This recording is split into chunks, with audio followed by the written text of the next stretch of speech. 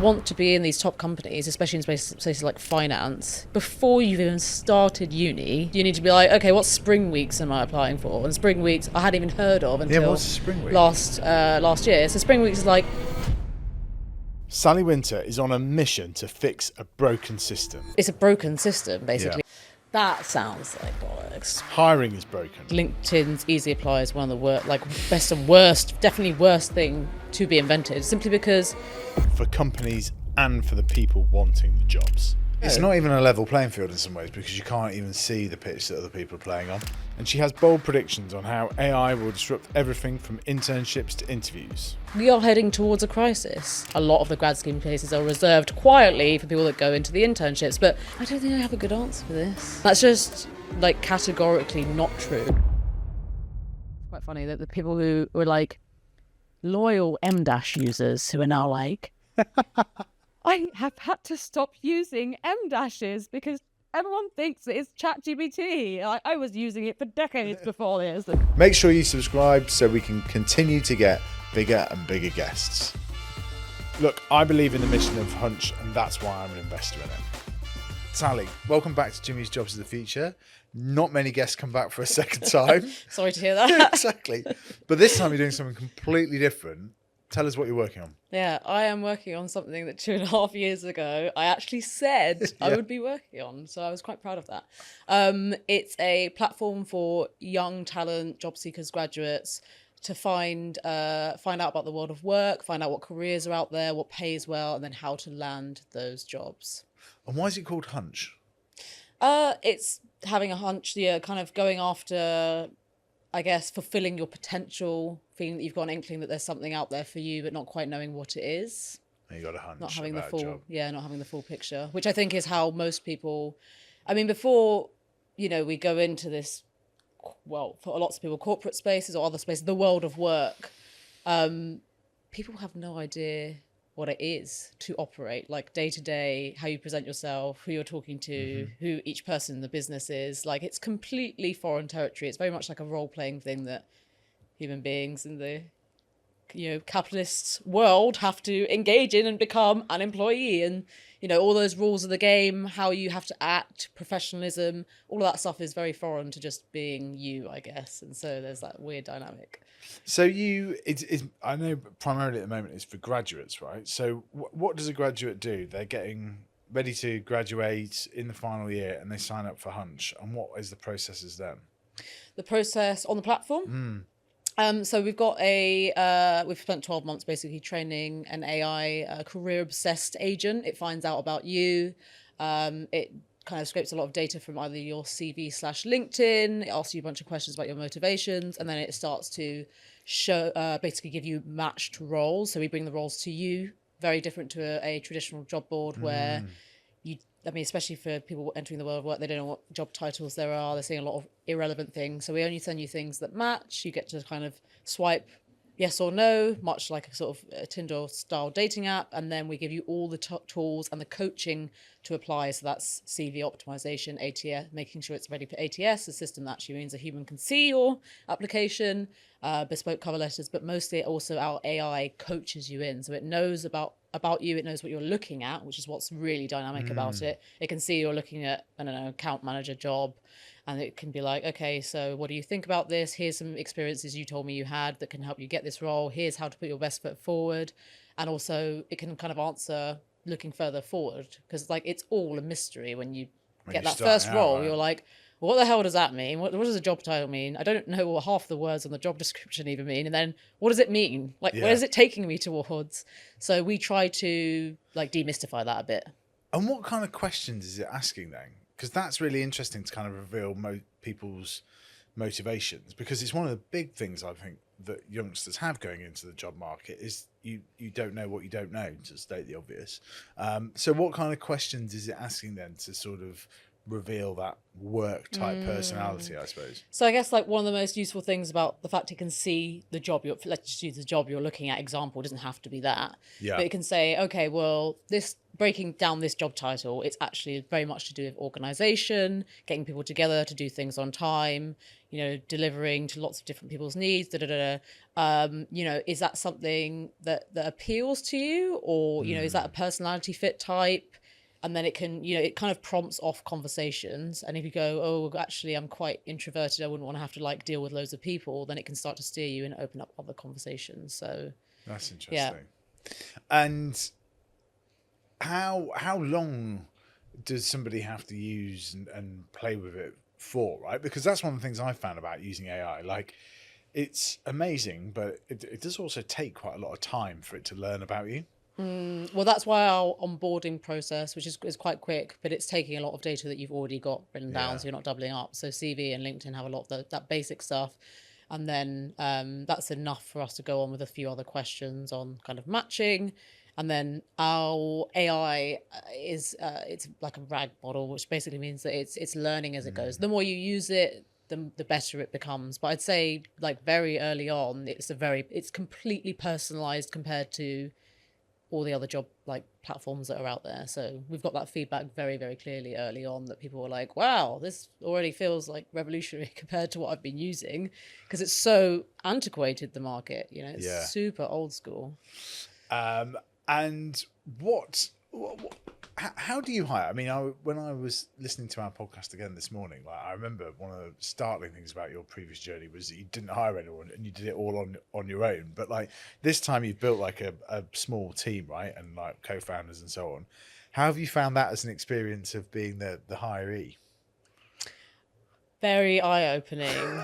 I think it's interesting to have gone through the hiring process as well. I've got a couple of people in my team on the marketing and comms side.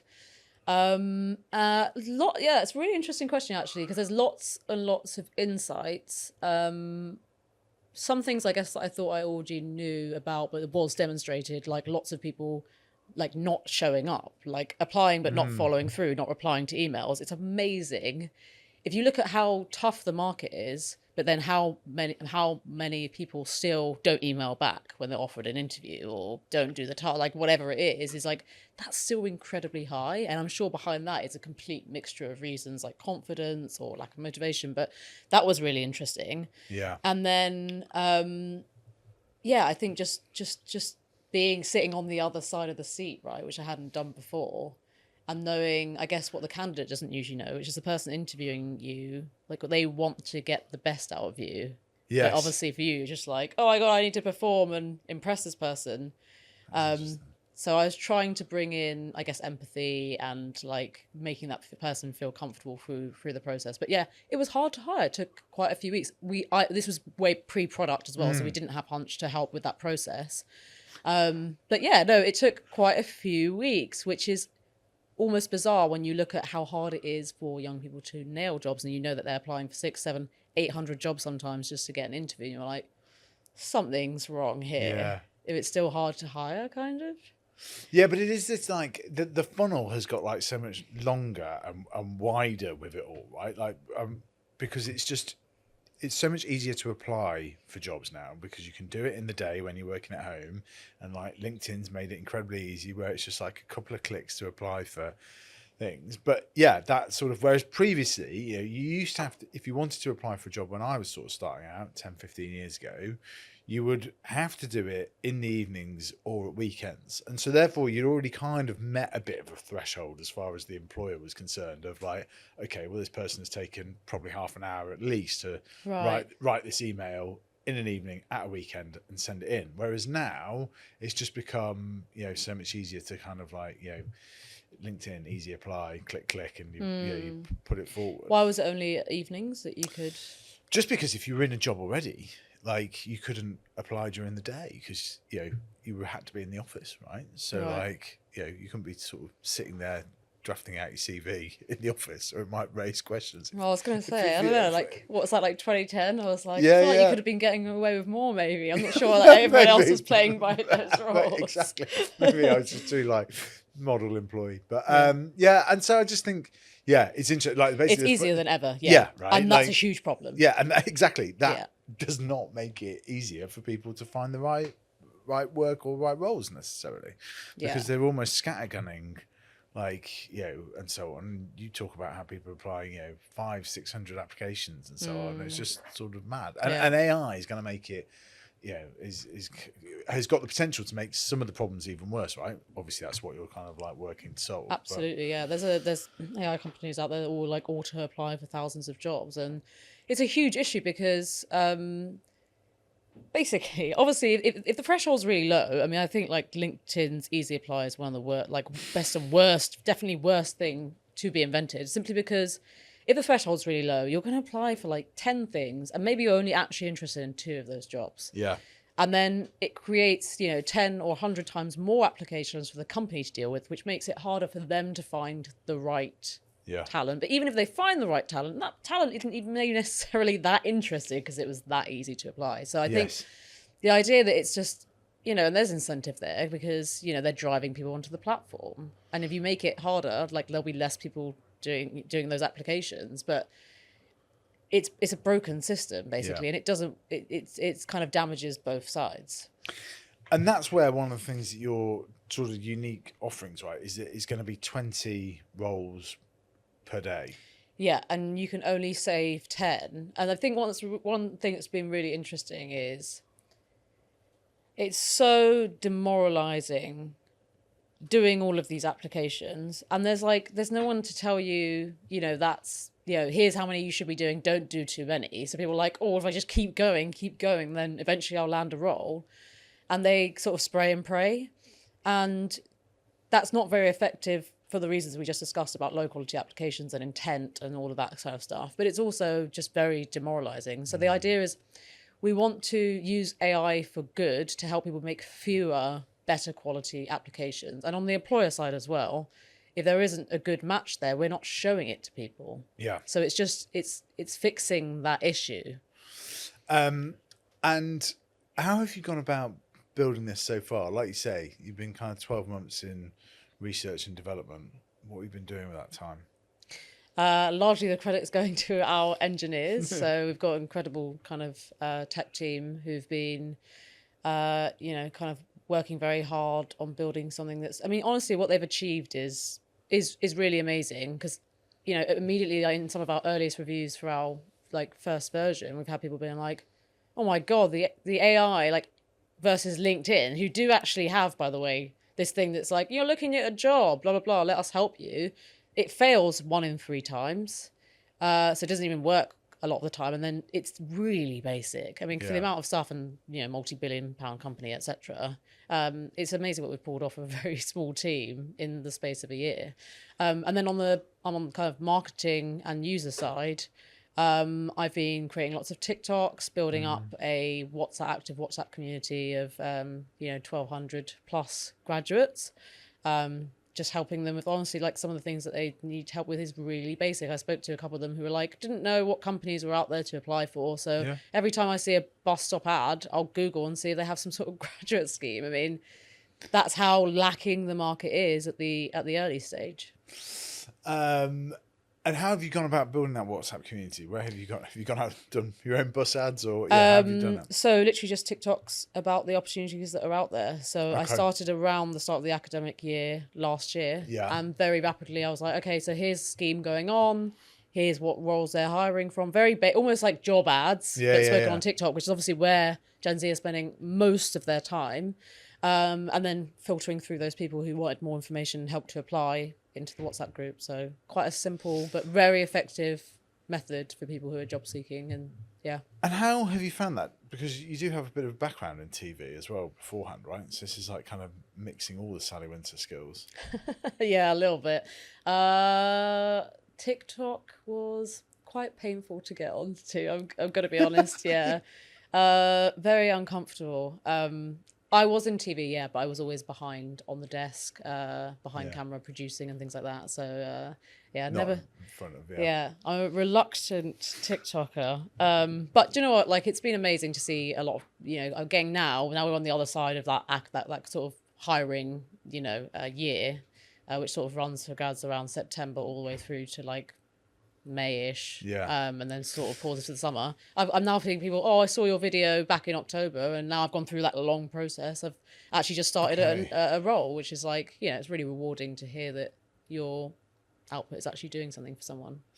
And how is the grad market changing? Because I heard this interesting tale the other day about like how it used to be, you know, in your third year, you get ready to kind of do applications. But now that funnel is becoming longer as well in terms of people expecting, you know, they're almost using the internships kind of like program as a funnel for that, which was definitely happening when I was at university as well, but it wasn't perhaps as explicit as that. But like the big companies are now being much more, basically almost if you haven't got an internship in your first summer at university, you're already kind of like falling behind the curve in that sense. Honestly, I was amazed to learn about like just how competitive this space is, because me as a graduate, I mean, first of all, I did English literature, so basically I had no idea. So I was going to swear there. I wasn't sure if I was going to swear.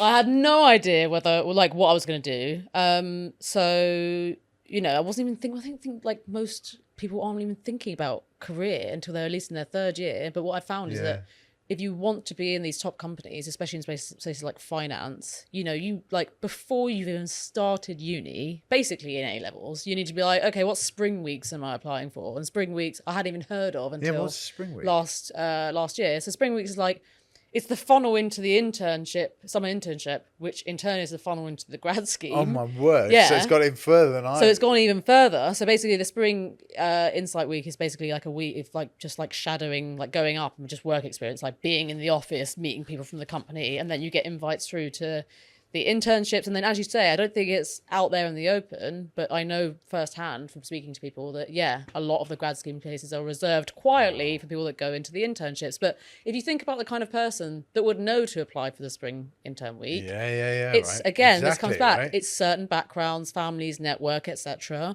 which the masses don't have. And so it's compounding an issue of lack of social mobility, and it's compounding all the way through to the companies and the good jobs and the well-paying careers, you know. And I think that's where my motivation comes from in being in this space. You know, it's trying to level the playing field just a bit, because a lot of people out there, they just don't know.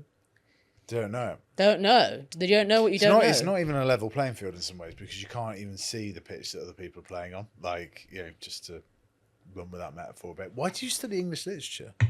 I was good at it.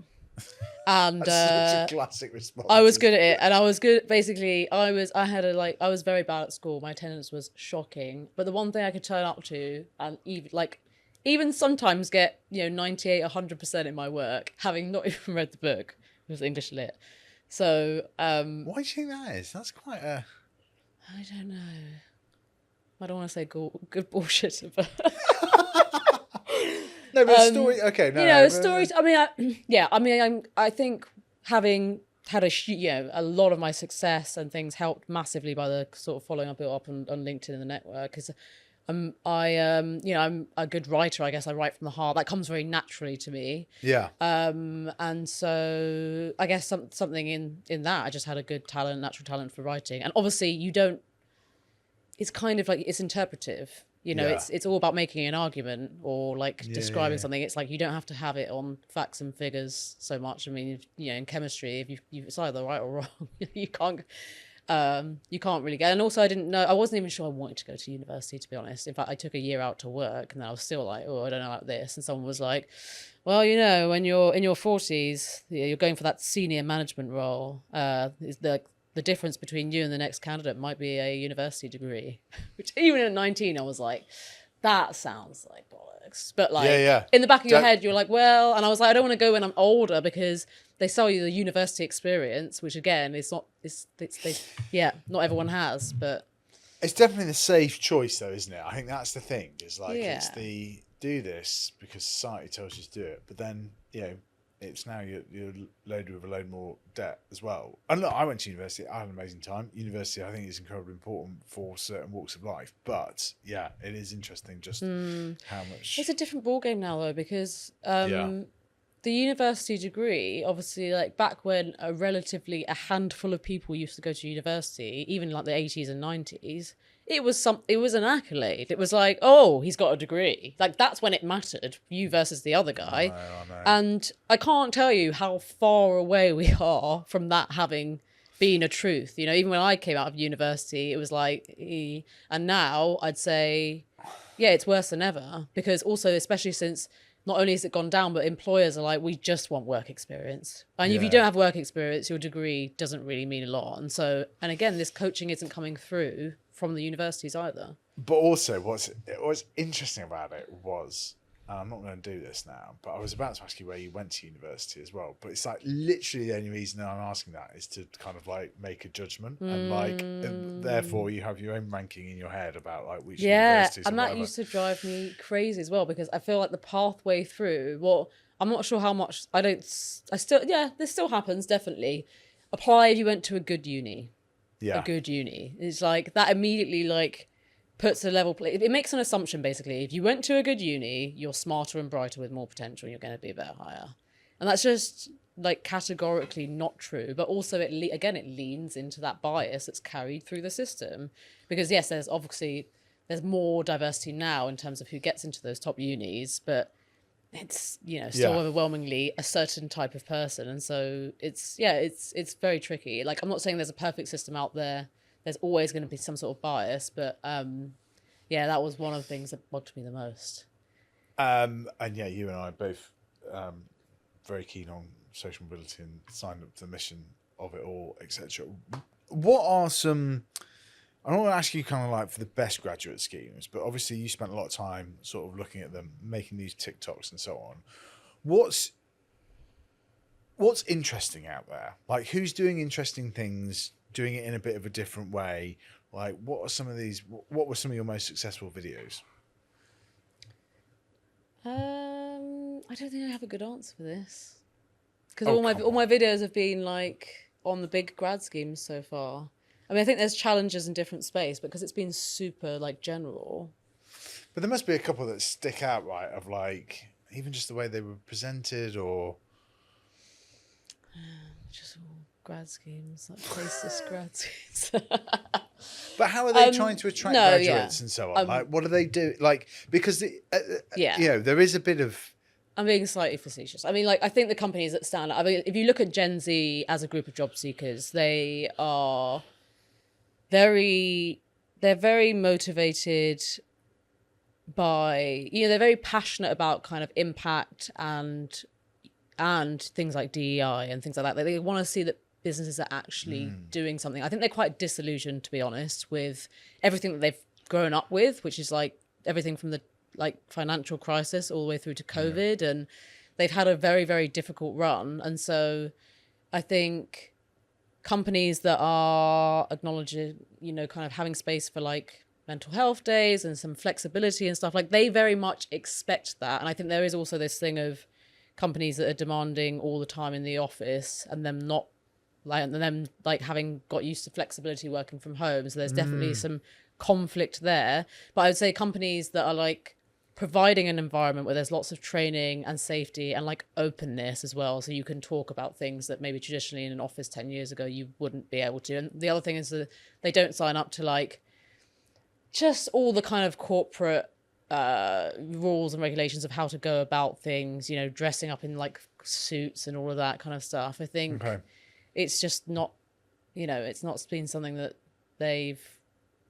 it's just a weird time to have entered the market with COVID, I think, and having started and gone to university also remotely for a lot of them as well. So what do you think is happening in the jobs market more generally, right? Because I've got this pretty sort of negative view about what's going on, and it's partly a combination of some of the government policies, but also geopolitical, Trump tariffs, all of that, like just piles more uncertainty, and then also the ability that AI is doing a lot of these entry-level roles, right? What's your diagnosis of the situation? I mean, who can, right? There's so many different factors going on, and the economic downturn, the NI changes, like there's just so many contributing factors. And then, as you say, I think every business out there is like, we need to use more AI. We need to use more AI. And ultimately, what is, I don't think it's necessarily like by design, but what does AI do? A lot of what it does is those administrative tasks, the sort of the more basic tasks that someone would get their foot in the door by doing. Yeah. And so, we've seen Klarna say, oh, we're not hiring any, I'm not sure it was any talent, but it was certainly no new early stage talent. And then they've backtracked on that. And so I think you're going to see lots of companies, we've seen an article recently about the Big Four cutting between 11%, I think 30% of their graduate and apprentice roles. And it's, I think we are heading towards a crisis because I think if companies continue to go, right, how can we improve our bottom line? How can we please our shareholders, more profits, etc. And they go, there needs to be some accountability to the fact that these are private businesses and they are for profit, sure. But there should be some accountability to the societies that they operate in, aka training young talent, which shouldn't just be about their own gain. It should be about training young talent, helping society, get ahead and have that initiation into the world of work. Because where are we going towards here? If no one young gets trained up in any kind of roles, then there's no funnel into medium and senior management, which is just bizarre. So someone needs to, I don't have a solution for that, but I do think that I've thought for many years actually that business needs to look at profit as more than just financial profit. They need to think about what are we doing for the human race? What are we doing for communities that we operate in and the clients that we serve in a bigger way? I think what's interesting, right, is that since the 80s, you've had this kind of big sort of deindustrialization of work, etc. And what we might be about to, and that's kind of affected blue collar workers more than anything. And what we might be about to see is kind of the de-knowledgification of work, if that's even a word that I just kind of made up, but the de-knowledge base being eroded. And I just think there could be a white collar sort of revolt, etc. I think it's kind of fascinating. What do you think if, because you're a little bit into your kind of career now and so on, and it's shifted a long way already. Are you a fan of Jimmy's Jobs of the Future? Hi, I'm Sonny, one of the producers behind the show. And we don't just make this podcast, we produce some of the best business content out there, working with global brands and founders. Over the past year, we've flown around the world and demand keeps growing. And with 4 prime ministers trusting us with their appearances on this show, you're in safe hands. So, if you're already in the market for a podcast or standout business content, why not start with us? Drop me a line at sunny@boxlight.io, try our podcast calculator, or book a meeting at boxlight.io. That's boxlight.io. Now, back to Jimmy. What skills and what do you think you'd be trying to focus on if you were sort of graduating today, or if you're in your very early 20s? AI. Because that's the thing that I think is potentially, Gen Z is AI native. They, my niece is 16. ChatGPT is her Google. Yeah. She doesn't Google anything.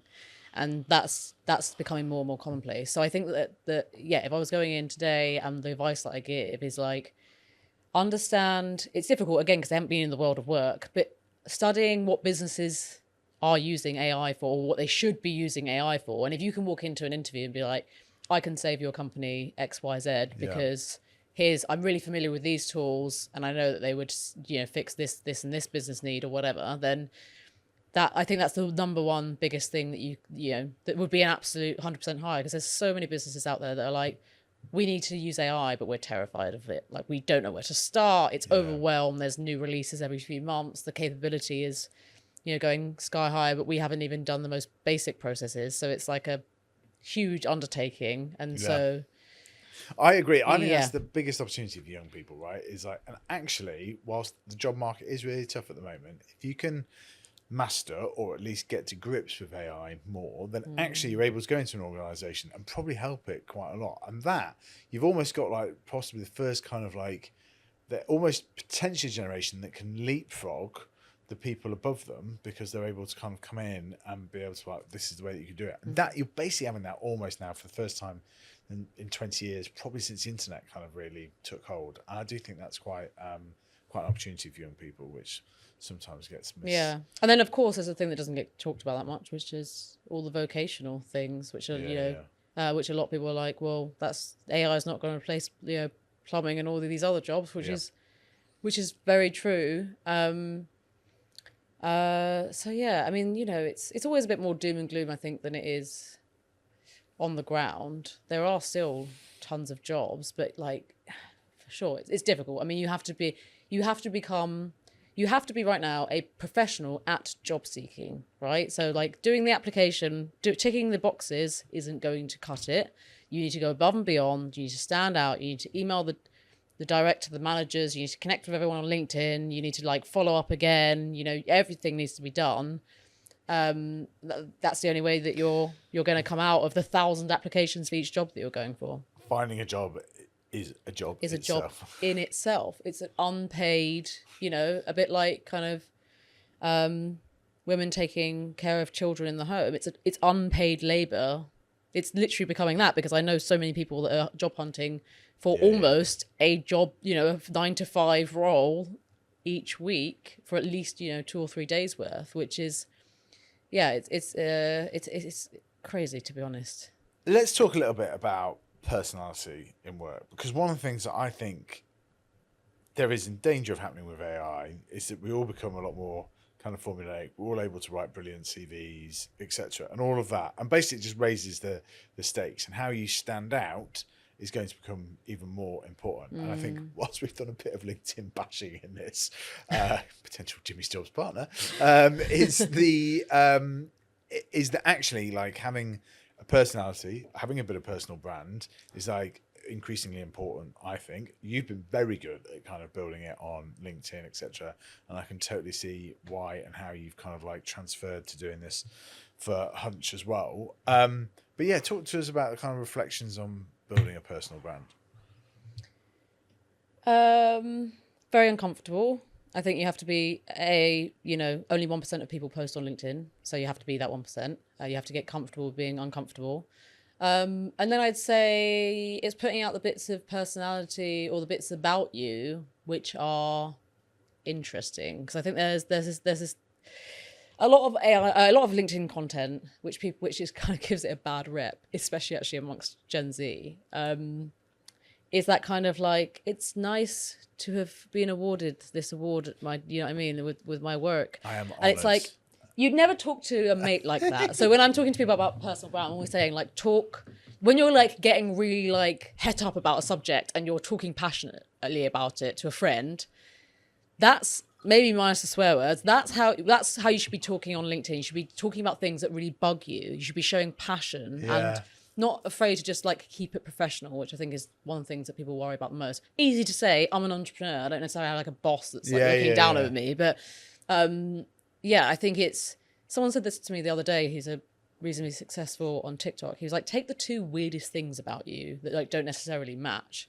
He's like ex-rugby player, and he does like book talk, so he like reads books and gets like kids into reading. That's an interesting like thing that you think, I remember that. So if you think about all the people I guess that you see on social media, what are the things about them that you remember, and that's the things that you should be putting across. I don't know, maybe you like canoeing and like knitting or whatever it is. It doesn't have to be that like interesting, it just has to be different, right? Because no one remembers companies. People remember people. And so you have to put across your personality, whatever that is. It just has to be different. It doesn't have to be on paper, like you're really cool and you'll go yacht sailing in Miami every weekend or whatever. Like it doesn't have to be on paper. Like knitting on canoes. I mean, that would stand, if you wrote that at the top of a CV, right? Like it probably would sort of like. I mean, I would follow that channel. Knitting on canoes. Like, I don't know. It's just putting across. People like to see people who are either angry about stuff or really passionate about stuff. So whatever it is that does that for you. I know. It's funny you met like, so I did a post last week about the AI job Big Four dropping between 11 and 30%, which you were mentioning earlier. And I just like fired off a thing about it. And I was just like, I think it should be front page news, because it was like page 9 of City AM. And I was like, we are storing up a massive, massive problem. And that was basically all I said. And what's interesting about it, I managed to spell front page wrong. And but it's the post that has taken off most in the last 2 months that I've done. Yeah. Like, and it's kind of like I mean, you probably spent the least time on it, right? Oh, massively. Yeah, yeah. It's like, hit send. What, I mean, I've worked with lots of kind of founders and business people in the past to do ghostwriting for them and help them with their LinkedIn. And so it's very much the story. It's like, and also the more they're like, oh, say, I'm not too comfortable with that. Can we like make it more safe? It's like, yeah, you can, but no one will see it. Like you want that tone. That's the thing that AI is the worst for, is it makes everyone into this like M-dash, like it's a certain tone. It's a voice. It's not your voice. And so, yes, it makes people who are terrified and they can't start, maybe they won't ever start posting. So it gives them an ability, which is great. And I also think that there's something interesting that people aren't discussing, which is people whose English isn't a first language for them. It's they depend on it a lot to kind of get the grammar right and put things out, I've noticed. So it's very powerful in that sense. But it's when you get really passionate and you just put it off into the ether, because people can feel that passion. And also the one thing you did as well, because I remember that post, is you had an image and you put very little text, where people make the mistake of putting an image with lots of text or a video and then loads of text. It's like, which one do I look at? I think that's a fair point on that, actually. Yeah, it's funny how it kind of works. But yeah, how have you found doing some of the? I mean, I know you sort of had a bit in between jobs or in between founding empires, but like, how did you find the sort of ghostwriting for founders and so on? Because I think it is one of those things. It's really well, I get pitched people all the time to do it, and I just don't. I find it quite hard to subcontract that out. I love telling people stories. I think everyone thinks they don't have a story, but when I listen to someone, it's all actually weirdly, like, you realize this retrospectively and you look at your career, you're like, oh, it's all intrinsically linked. But like, I'll listen.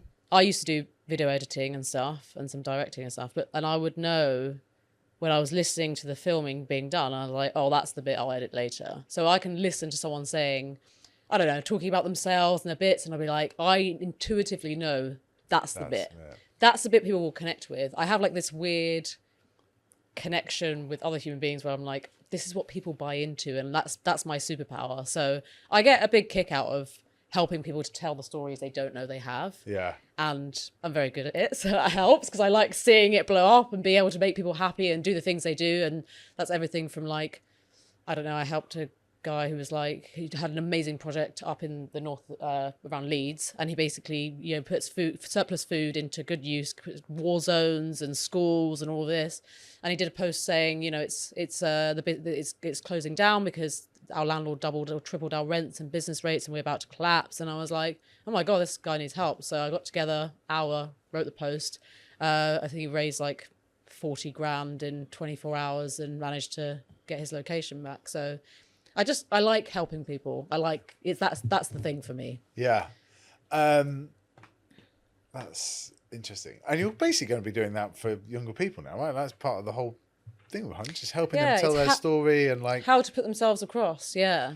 And I think it's so important. I mean, it's why I'm investing in it and whatever and so on as well. I'm just so passionate about it, and I think that you just don't know what you don't know in those early parts of your kind of career, and therefore you end up making decisions about it from kind of like a point of weakness, which is a real shame, because people are just desperate to get a job and like get on with their kind of career, and it's difficult to explore things as well when you don't really know what you want to go. So hard to explore things. So that's super interesting, because we live in an age where there's more information than ever, right? But if you look at, like, if I type in how to become a X, I don't know, product manager at Google, I'm sure I can find some routes. But the thing is, people, like, you might have gone to the same school, university, but you might be completely different to someone else that, whatever, on paper looks similar for you, but your ambitions, the things you hate, the things you're motivated by, are completely different. And that's why I think it's such a difficult thing to solve. Yeah. And yeah, you can't, I think, like, some of the people I speak to, they go on LinkedIn and they just look at like, okay, I'd like to be in this industry. It's first of all, there's so much jargon in it. So it's like, what the hell does any of this stuff mean? Like in English, please. And every almost. industry does that to kind of And like, every industry does that. put its own barriers Yeah. up around it, I think. Yeah, I mean, I used to work in like broadcast news at ITV, and there was all these like acronyms. They were all different from BBC was different from ITV, was different from another broadcaster. Yeah, interesting. And so, yeah, I think that we need almost like a giant. So the thing is, because everyone's different, there isn't one path, and there's also not something to say that just because you're on at path A, you couldn't be on path B. Like journalism, which I was in before, really similar to entrepreneurship. Has anyone written about that if you Google it? Probably not, because in a sense you have to get really obsessed about something, go really deep dive, and then you might move on to something else. That's very similar to entrepreneurship, very similar kind of personality qualities, I guess. That's probably not out there. So what you almost need is a giant map of 10 or 11 examples of individual routes, so someone can see themselves and be like, oh, well, I was quite interested in, I don't know, I was quite good at English literature at school, and this guy's gone to do X, and so maybe I could do that. And that's what we need. We need a giant map, basically, people could just explore. I agree. We should we should create that. But I think it is interesting about particularly the switch to the switch to entrepreneurship, because I do think until people do it, it's very difficult to kind of like test it. Like there've been some good friends of mine who've been journalists as well, and like haven't been able. It really does take a sort of certain type of kind of like characteristics to do it, I think. And it's just The journalism or the entrepreneurship? Well, the entrepreneurship. I mean journalism as well. Like there are definitely transferable skills of journalism to entrepreneurship. Like as there probably are in almost any There kind of are, walk of right? life. That's the thing. It's also so general, like detail orientated. Okay, great. Like English literature is detail orientated. It's like it's voting on a perfect thing and like really deciphering multiple meanings from that thing, or like and honing down and making an argument. Now, those same skills lean obviously into journalism. That's like more of an established route, but they also lean into tech, because having that emotional intelligence, I guess, that I have, and sitting down with loads of, kind of our target demographic way before we built the app, and going like understanding who they are, what their motivations are, what their fears are, that interviewing process. That was something that I didn't think, oh, okay, that's a transferable skill into tech. And that understanding your users is one of the most fundamental things in tech. Whereas when you think tech, you think coding. Yeah, completely. What's your vision for Hunch 10 years' time? What would you like to achieve with this? Big question. So much. I mean, the space as it is, what's tricky about it is there's so many things to solve. So you think there's career discovery, there's putting your best foot forward, there's the interview, there's just so many, and then there's supporting those young people once they're in. So I think kind of we've built for a lot of that. The vision ahead is having more like data points on really understanding an individual, right? Because right now we're reliant on like CVs and very much like 2D pictures of, I understand you because you went to X university or you worked at S company, and so I'll form my opinions based on that. But obviously we've now got the tech, and we are building the tech as well, to understand someone who someone is in a much more intricate, multifactorial way in terms of their motivations. How deep is their curiosity? How much do they show up to do certain things? There's so much more things that kind of we are building out the tech to be able to track. So we can go and say, we can tell you so much more about, Claire or whoever it is. We can tell you how, what she thinks about, what she's interested in, kind of what her ambitions are. So much more of a wholly rounded profile, I guess, than what we have now. And I think that's really important, because if you break down all of the stuff around the CVs, the applications, the rounds, they just want to know that person at the core of it is a cultural fit with the company. Is going to show up, can and wants to be, and is motivated to train and learn new skills. And then obviously further on the market has certain skills already. Fair enough. But that's all of these layers, all of this stuff is just trying to get to that. And it's doing a very bad job at it. But the ability we have now with models, with AI, there's so much more of an opportunity for us to know the candidate in deeper ways than ever before. And therefore the matching with what companies need, and all of this like stuff in between should be able to be reduced down to almost nothing, basically. Yeah, it's interesting when you talk about it like that. Because I'm like, there's an argument that Hunch will know the person better than they might know themselves, which feels a little dystopian. But actually, at the start of your career, you probably need somebody that kind of does that. I'll tell you one of the problems that I think I might run into AI at some point, though, is this is just running like, sort of my own business, is that it's going to remember stuff. And it's going to be like interesting in terms of like when that stuff is no longer important, it's still going to rank that quite like highly. And it was when you were talking about some of like things about what people want from work and whatever. It's like, well, they sort of, I want it to be sustainable environment. I already tell AI this once, and then basically it's just never going to forget it. And your views on that stuff, it can change with different priorities. It's almost like you're going to need like a quarterly review with your AI, where you sort of go over what you want to achieve, etc., and that type of thing. It's very interesting to think about it like that. I mean, you can kind of build that in, though. I mean, there's ranking and systems where you can be like, okay. I mean, there's probably also studies on, okay, if so and so is really important now in 18 months, statistically, how important is it supposed to be? And there's obviously the data points you can continue to feed in, and so. But I think, it's amazing the rate at which AI is just every month you're just like being blown away by the next thing. What have you used it for lately in your kind of like personal life? In my personal life. Well, sorry, when you said that, I was just thinking like so many people now are using it as like therapists as well. Yeah. Which I don't count myself in for, but there's been so many funny skits around that. I think for me, it's very useful.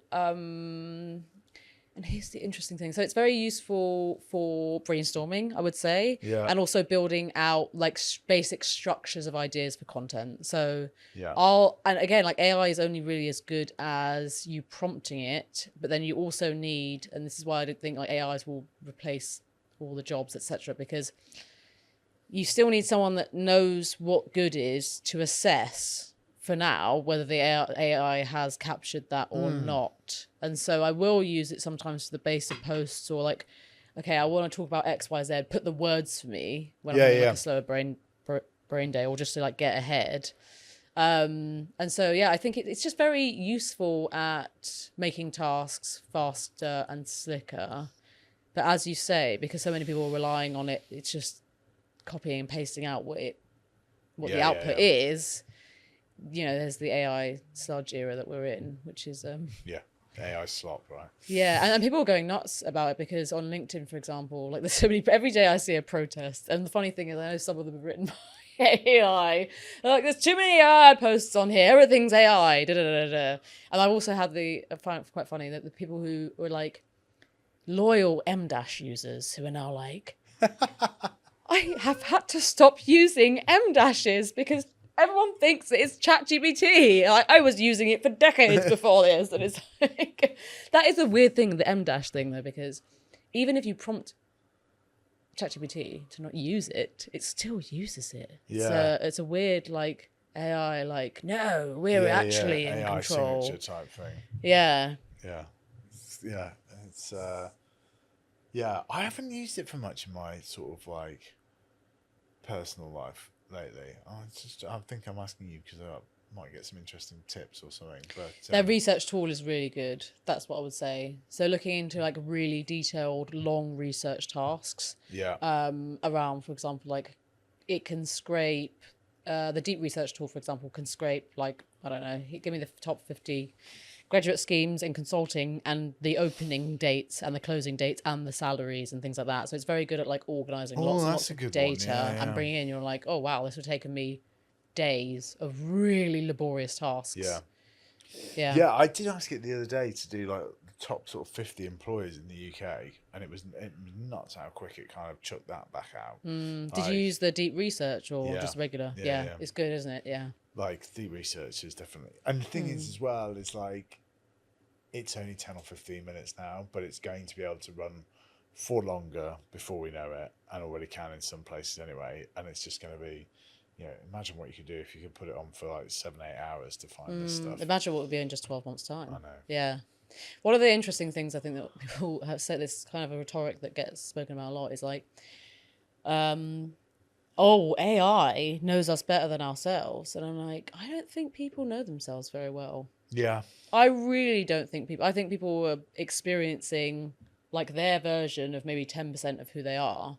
But actually only when you ask people like, who do you think I am? That's like a very big learning experience. And I honestly just don't think people know themselves very well. I think like we are the stories that we tell ourselves. And yeah, I think it's an interesting concept that people were freaked out by. I'm like, how much do you really know about who you are? Like on paper, yeah, you know those bits, but That's a really good point. I don't think people know themselves that well. I think most people were governed by like a lot of anxiety, insecurities, like ambitions and things. But like, I mean, there's who you are is largely like, who are you to other people? How do you come across? And I think self-awareness generally is really, really poor. One of the things that fascinates me is the kind of like changing nature of status, right? And like how status has changed. And this is one of my views of why there'll always be jobs, why there'll always be work, because it's one of the fastest ways that you can kind of like navigate somebody, your kind of like status in the social hierarchy.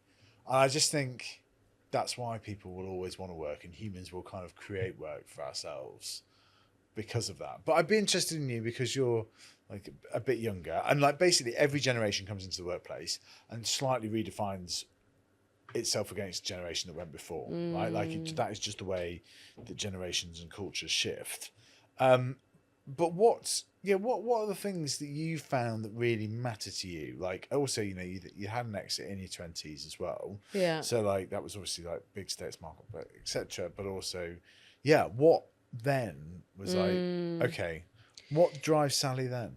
Well, it's interesting what you just said there about how every generation will go into work and we'll create jobs for ourselves around status. I think intrinsically humans want to come together with other human beings, like that is like the core life experience, and build things. Building things gives you a sense of achievement. Now, that I'm not just talking in terms of entrepreneurship. I'm talking about like you're at work, you're doing tasks, you're building towards something. There's a mission, there's a gathering of people. I mean, like, what is even work? What is work? What's the difference between work and, I don't know, journaling? Yeah. Is it money? Like, it's an activity that you're doing. Yeah. Like, you know what I mean? It's like, it's even the definition in our minds of like, what's work versus not work? Well, I don't want to be working. Well, what is work?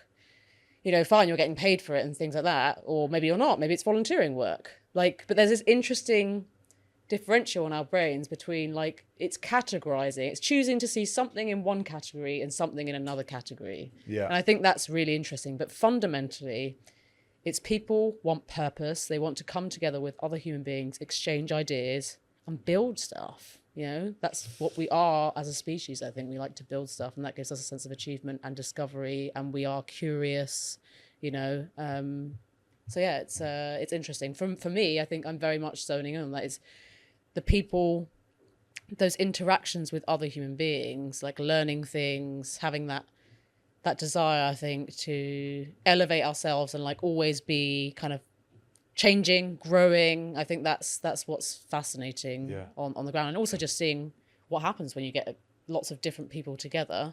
There's not, I guess, just, you know, cohesively building. There's also conflict, different ideas of how something should be done. There's how you navigate communication.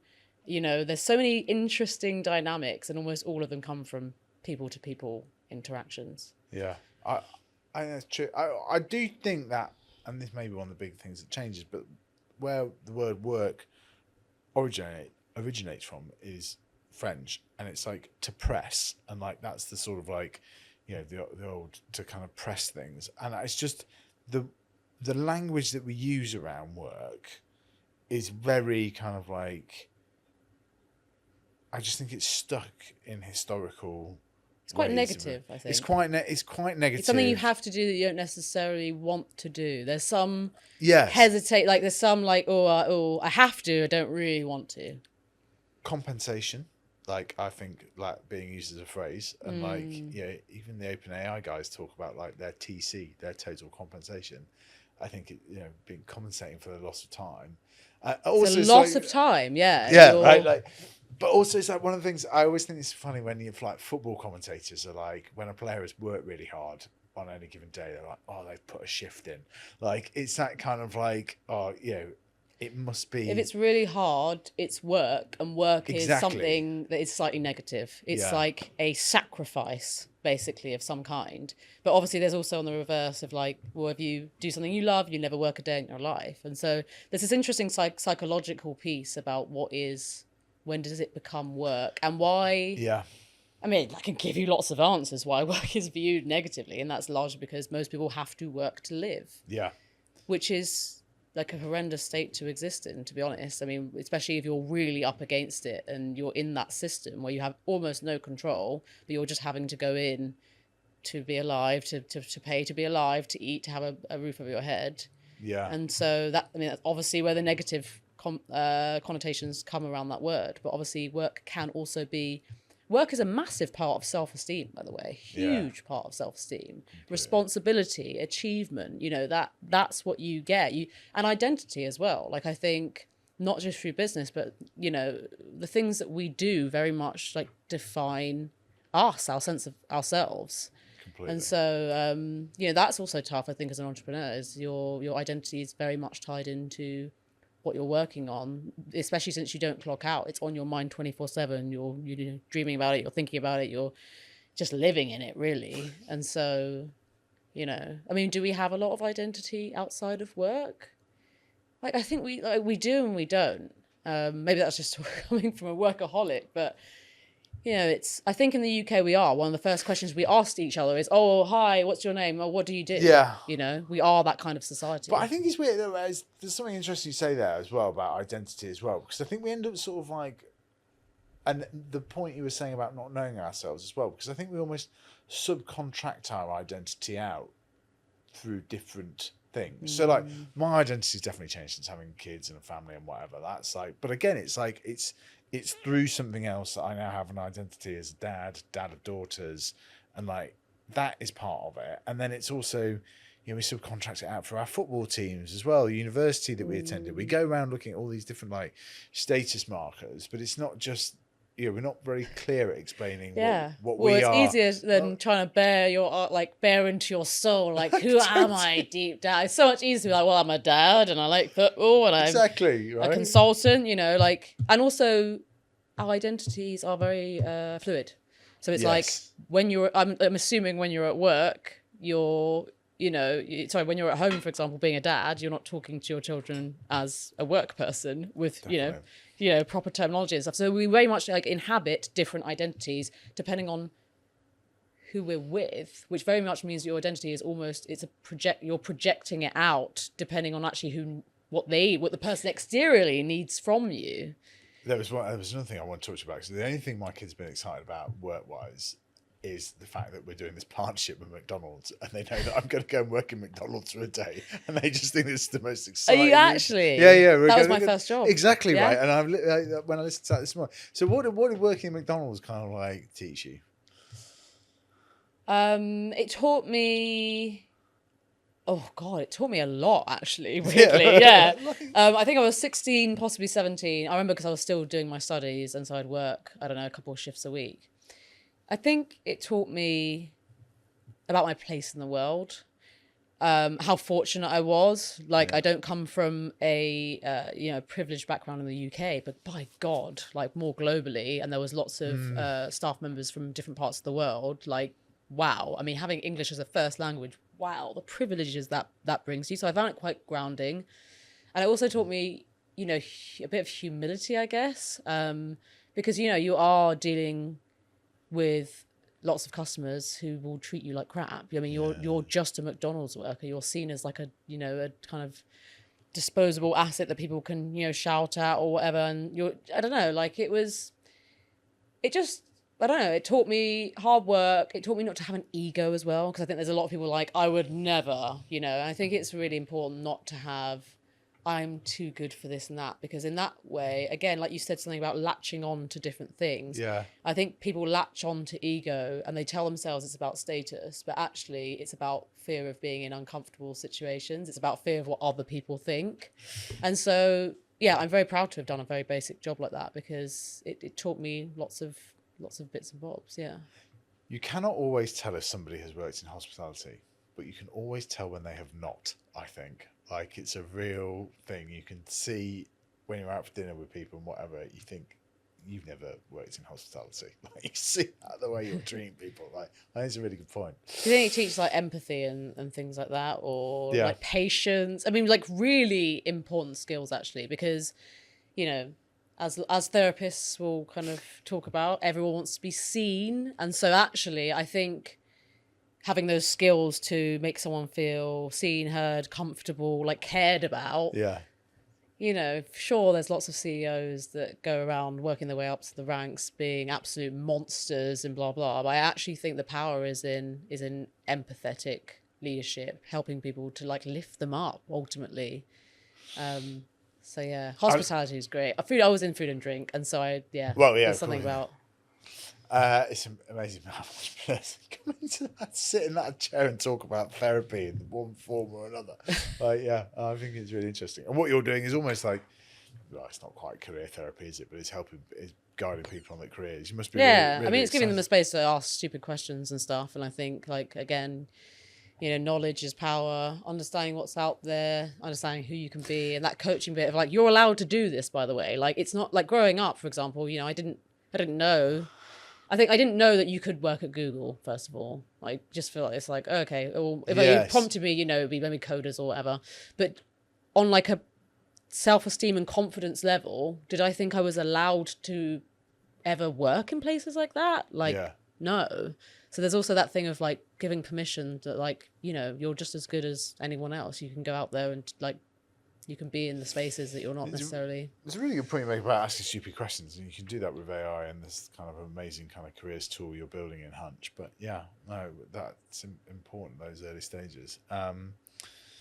Cool. Well, Sally, thank you very much for coming on Jimmy's Jobs of the Future again. We're definitely going to get you back on, like, to hear about that was how a very Hunch is broad chat. It got quite deep, didn't it? It was exactly what ended up happening last time as well. But yeah, no, I think that was really that was really good. And yeah, but like you say, like, you know, I'm investing in Hunch and whatever, like, and I'm really excited about it. I think it's like a big opportunity. So I'll have to get you back on. You can tell us about the journey. Where do you think you'd like to be by the end of this year with Hunch? I'd love to have made a big dent. Well, I think like we're pausing for the summer, but like the next academic year, I think we've got some huge university partnerships. We've just worked with our first pilot employer. And so I'd love to have sort of like 40, 50 of those running by next year. Yeah. It's exciting. So yeah, it's really excited to start kind of just seeing it in motion and seeing and having people come to us more and more and more. I think we've had like 20 already, just being like, thank you for giving me an opportunity for guiding me and helping me get to something that's now really fulfilling and building my identity. Exactly. Brilliant. Sorry, thanks so much. Thank you very much.